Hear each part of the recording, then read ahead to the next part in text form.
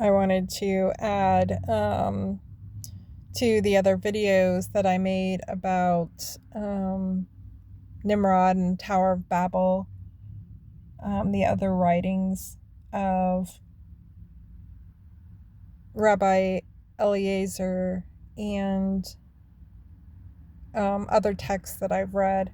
I'm going to add Josephus's account, which he also adds a couple other accounts within his account of the Tower of Babel and Nimrod. So this is the Antiquity of the Jews, chapter 4, concerning the Tower of Babylon and the confusion of tongues. Now the sons of Noah were three, Shem, Japheth, and Ham, born 100 years before the deluge. These first of all descended from the mountains into the plains and fixed their habitations there, and persuaded others who were greatly afraid of the lower grounds on account of the floods, and so were very loth to come down from the higher place, to venture to follow their examples. Now the plain in which they first dwelt was called Shinar. God also commanded them to send colonies abroad for the thorough peopling of the earth, that they might not raise sedition among themselves, but might cultivate a great part of the earth, and enjoy its fruits after a plentiful manner. But they were so ill instructed that they did not obey God, for which reason they fell into calamities, and were made sensible by experience of what sin they had been guilty. For they flourished with a numerous youth. God admonished them again to send out colonies, but they, imagining the prosperity they enjoyed was not derived from the favor of God, but supposing that their own power was the proper cause of the plentiful condition they were in, did not obey him. Nay, they added to this their disobedience to the divine will, the suspicion that they were therefore ordered to send out separate colonies, that being divided asunder, they might the more easily be oppressed. Now it was Nimrod who excited them to such an affront and contempt of God. He was the grandson of Ham, the son of Noah, a bold man of great strength and hand.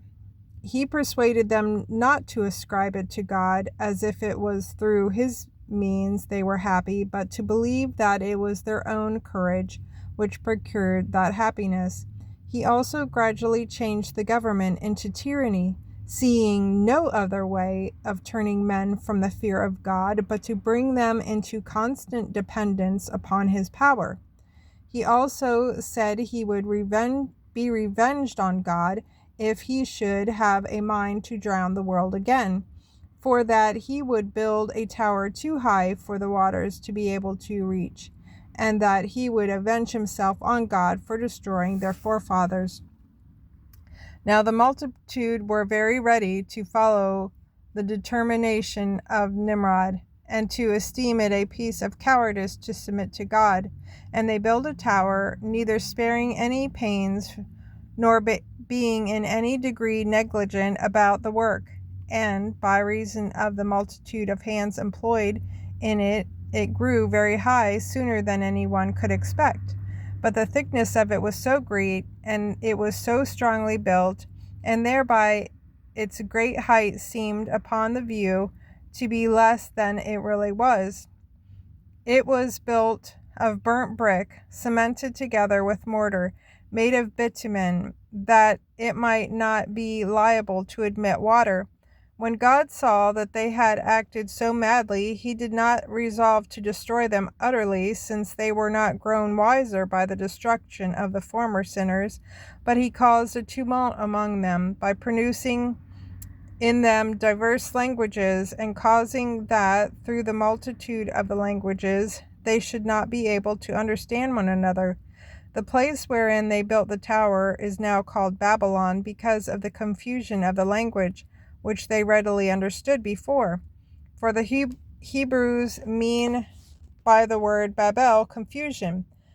The Sibyl also makes mention of this tower and of the confusion of the language when she says thus: when all men were of one language, some of them built a high tower, as if it would thereby ascend up to heaven.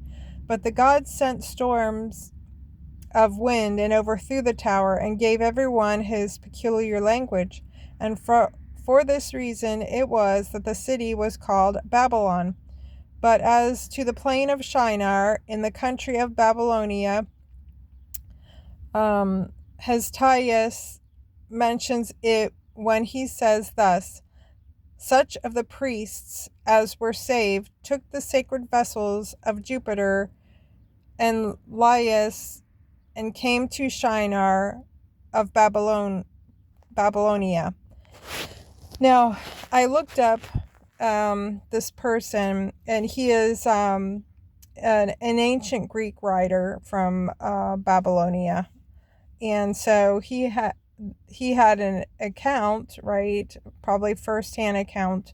And so I think that's why Josephus mentions him. But Josephus is very reliable, I believe, as far as his accounts go.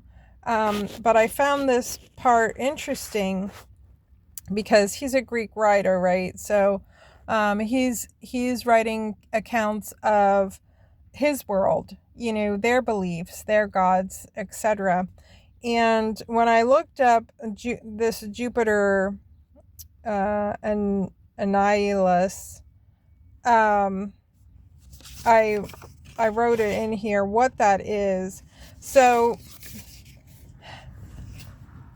there were priests at this time. They had temples to various gods, which I believe were fallen angels. And they took the sacred vessels of their temples and brought it to Shinar of Babylonia. And what's really interesting about this is this particular god or deity, why they would choose to bring these vessels to Shinar and Babylonia is because, they were mad, right? As Josephus has said, they, especially Nimrod, we would avenge ourselves for destroying our forefathers. Well, they don't care about the sin or anything. They just want to be able to sin and not get in trouble. But anyway, the deity that they brought to Shinar, where they built the Tower of Babel, where they wanted to fight God, right? And I looked this up, and this is what it said. This Jupiter, whatever that is a composite term referencing a syncretic deity that merges the Roman king of gods Jupiter with this Elias, a war deity often identified with Ares or a warlike aspect of him. Okay, so if you're going to build a tower to fight the heavens, what kind of deity do you want, right? And that's why that one was picked, I believe. So anyway, I just wanted to give another account of the writings of the Tower of Babel, Nimrod, and things like that, because in the end days we're living in Babylon again. Revelation talks about that, and the ones in power, I believe, is Nimrod too.